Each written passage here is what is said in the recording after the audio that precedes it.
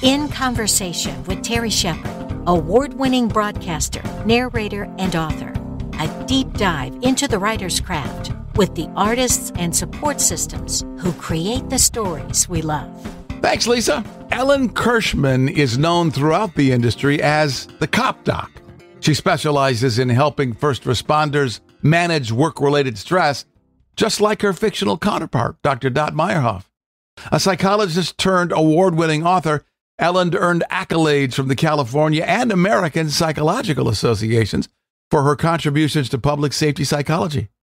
Now a mystery writer, she channels her expertise into stories tackling corrupt cops, unethical psychologists, and more. Her latest is Call Me Carmela, Book 5 in the Dot Meyerhoff series, a gripping psychological thriller where the truth may heal one family but destroy another. And Ellen joins me in the studio with the 411 on Call Me Carmela. Dot usually has a case load full of cops, but when her dear friend Fran, who is the Kenilworth Police Department's only police widow, asks for her help, Dot can't really say no. So she gets Fran's goddaughter, Ava, is 18 years old. She's adopted, and she is on a jihad to find her birth parents. This is very upsetting to her adopted parents, who are quite threatened by the fact that she might find her birth parents and like them, love them better than she loves them. And they also have troubles of their own, these adoptive parents, and secrets of their own that they have not shared with each other or with Dot or with Ava. So when Dot gets coerced into helping Ava, Ava's already found her birth mother, and the birth mother refuses to meet her. And this is more painful to this young girl who thinks that she was given away because she was not loved.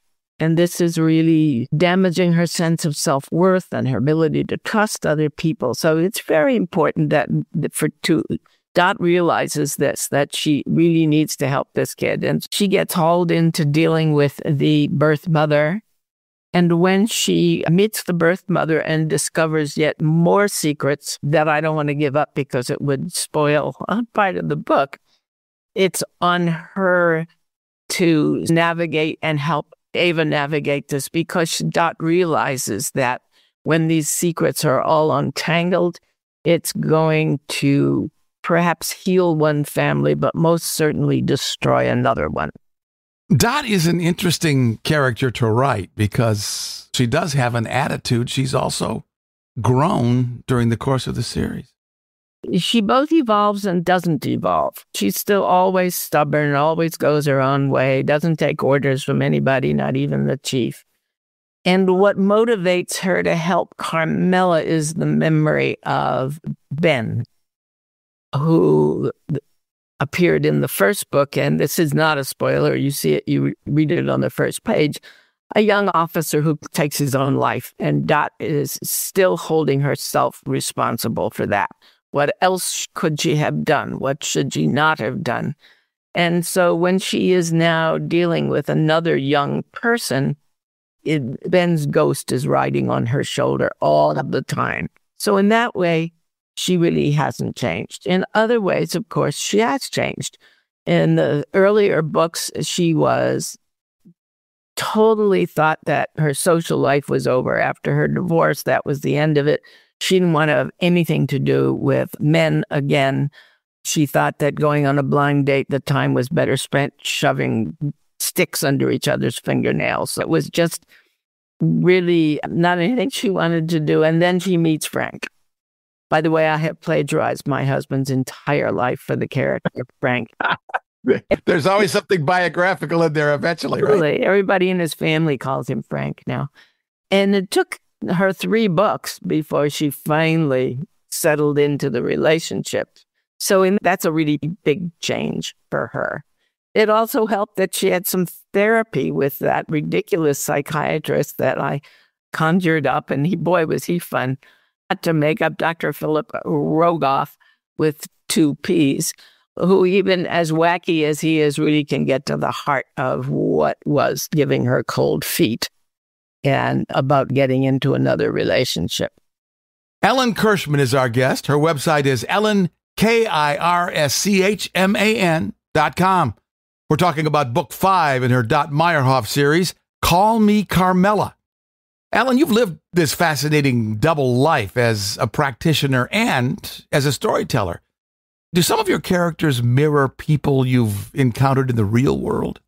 Oh, yes. I always say that when I switched from writing nonfiction to fiction, fiction gave me a chance to take pot shots at a whole bunch of people, including some incompetent psychologists that I worked with, some cops that had not treated me very well, a couple of bumbling police chiefs, and a few of my ex-husbands. There's a lot of stress and unhappiness in the law enforcement profession. Do you think Dot is happy at her core? Yeah, I do. I do. She, like many of us, she is her own worst enemy in some ways because she is at times full of self-doubt, particularly in the early books when she was just starting out and still bruised from the divorce and trying now for the first time out on her own with her practice and trying to fit in with an agency that isn't sure it wants her there. That's a tough road to have, to try to make a therapeutic alliance with people who don't trust outsiders, don't trust non-police people. And I think she never gives up on anyone, and she's quite hard on herself in many ways. And she's a workaholic. All of those things are very autobiographical, frankly.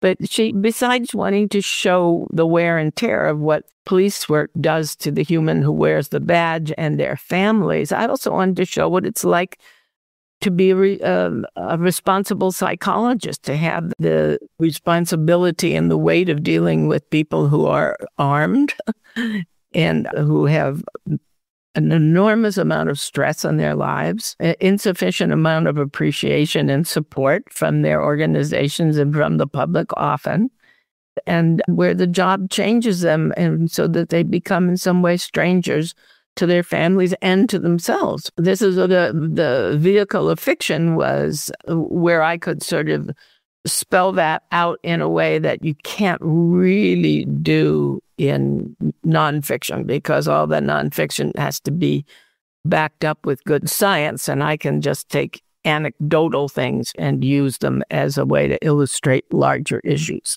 You write on both sides of the fence with 3 nonfiction books and your canon of novels and short stories. Take us through your therapeutic career. I started in that field 40 years ago, actually, and there were probably 300 of us across the United States, and we were not organized, and nor were we professionalized in that there was no board certification. And we didn't know each other, so we were all stumbling around in the dark. And a lovely man by the name of Al Benner since died. He was a psychologist, but he also retired from San Francisco PD as a captain. And he pulled us all together in conjunction with the behavioral science unit at the FBI and another wonderful guy who I believe has also died, Jim Reese. And we got together for the first time and began to organize. So now there's many more of us than 300. I don't know how many. We're organized and professionally. We have our own divisions of the International Association of Chiefs of Police. We have our own division at the American Psychological Association. Many of people who call themselves police and public safety psychologists are interested in, they make most of their clients they do assessments, pre-employment screenings, fitness for duty evaluations. I spent absolutely just a few years doing that, and I didn't like it. I really am a person I'm a clinical person. I want to help people with their trauma and the psychological issues, and I'm not that much interested in assessing them as a good fit it's a necessary thing to do, but just not what I like to do. So there are fewer of that larger group now. There are fewer of us that are just interventionists. Others, mostly they do the evaluation kind of work.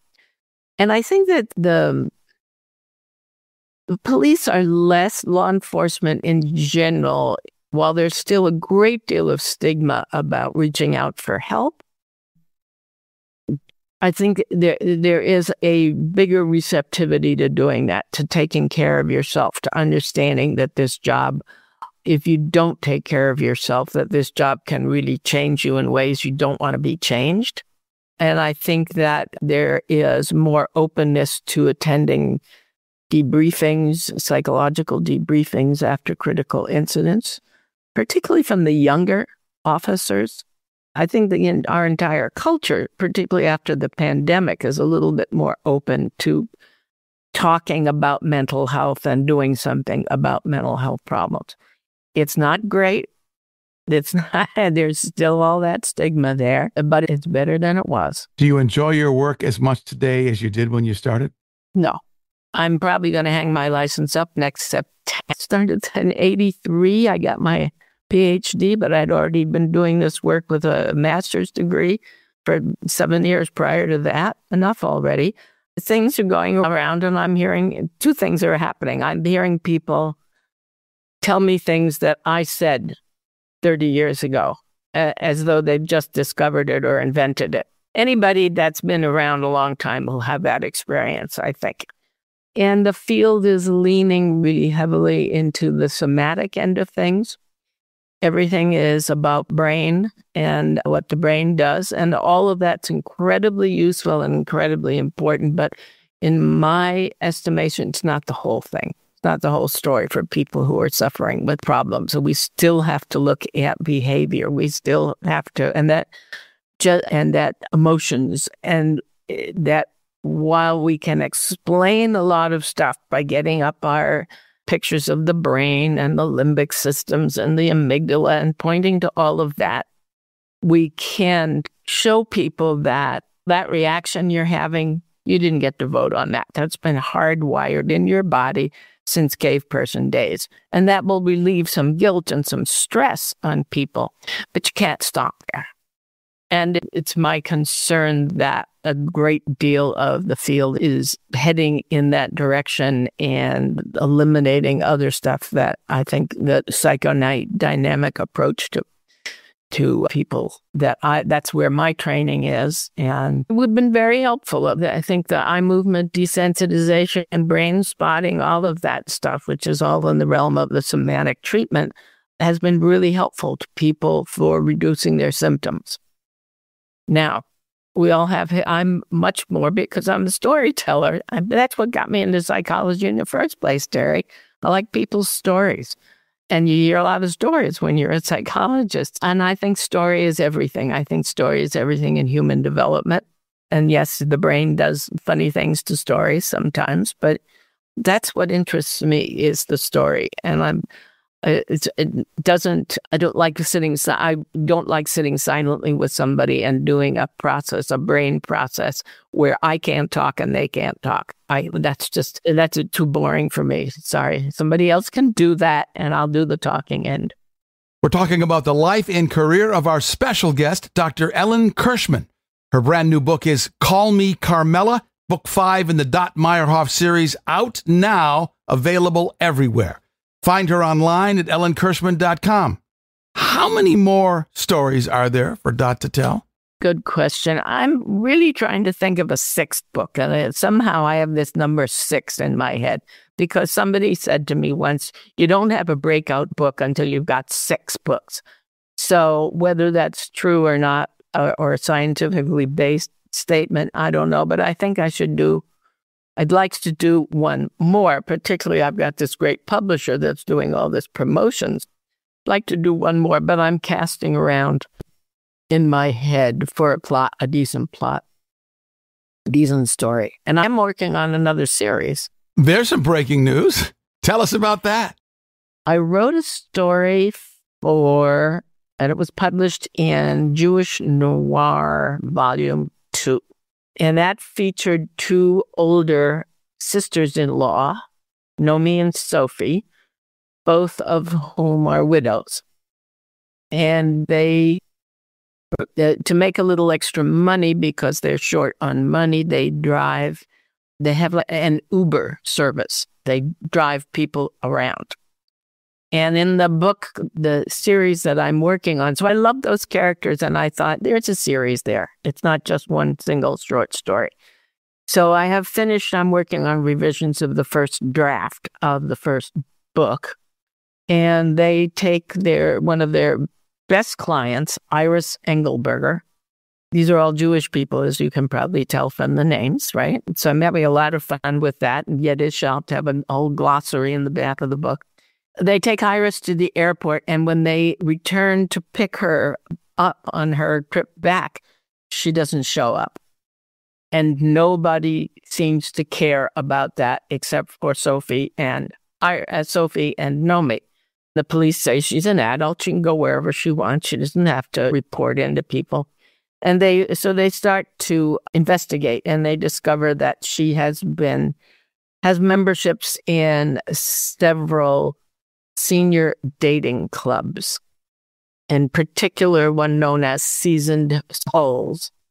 And so they're now convinced that somebody from Seasoned Souls has abducted her. So they start their investigation.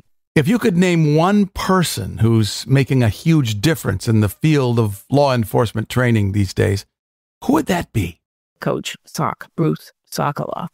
Because it's guys like him who go around talking about mental health to police officers, to training officers. It's guys like him who have enormous respect from law enforcement that have also changed the landscape. And he's not the only one, but he's certainly a prominent one who works really hard at this.